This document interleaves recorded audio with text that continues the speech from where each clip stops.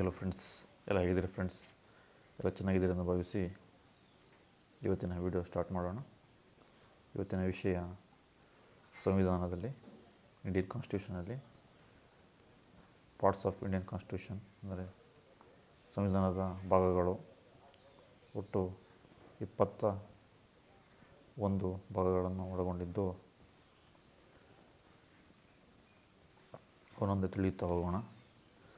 ಒಂದನೇದು ಒಕ್ಕೂಟ ಮತ್ತು ಅದರ ಭೂಪ್ರದೇಶಗಳು, 2 ಪೌರತ್ವ, 3 ಮೂಲಭೂತ ಹಕ್ಕುಗಳು, 4 ರಾಜ್ಯ ನಿರ್ದೇಶನ ತತ್ವಗಳು, 4A ಮೂಲಭೂತ ಕರ್ತವ್ಯಗಳು, 5 ಕೇಂದ್ರ ಸರ್ಕಾರ, 6 ರಾಜ್ಯಗಳ ಸರ್ಕಾರ, 7 ರದ್ದು ಮಾಡಲಾಗಿದೆ, 8 ಕೇಂದ್ರಾಡಳಿತ ಪ್ರದೇಶಗಳು, 9 ಪಂಚಾಯತ್ ಸಂಸ್ಥೆಗಳು, 9A ಮುನ್ಸಿಪಾಲಿಟಿ, 9B ಸಹಕಾರಿ ಸಂಘಗಳು, 10 ಅನುಸೂಚಿತ ಮತ್ತು ಬುಡಕಟ್ಟು ಪ್ರದೇಶಗಳು, 11 ಕೇಂದ್ರ ಮತ್ತು ರಾಜ್ಯಗಳ ಸಂಬಂಧಗಳು, 12 ಹಣಕಾಸು, ಆಸ್ತಿ ಮುಂತಾದವುಗಳು, 13 ಭಾರತದೊಳಗೆ ವ್ಯಾಪಾರ ಮತ್ತು ವಾಣಿಜ್ಯ, 14 ಕೇಂದ್ರ ಮತ್ತು ರಾಜ್ಯಗಳ ಆಡಳಿತ ಸೇವೆಗಳು, ಅಡ್ಮಿನಿಸ್ಟ್ರೇಷನ್ ಸರ್ವಿಸಸ್, 14A ಟ್ರಿಬ್ಯುನಲ್ಗಳು, 15 ಚುನಾವಣೆಗಳು ಅಂದರೆ ಎಲೆಕ್ಷನ್ಸ್, 16 ಕೆಲ ವರ್ಗಗಳಿಗೆ ಸಂಬಂಧಿಸಿದಂತೆ ವಿಶೇಷ ನಿಯಮಗಳು, 17 ಅಧಿಕೃತ ಭಾಷೆ, 18 ತುರ್ತು ಪರಿಸ್ಥಿತಿಗಳು,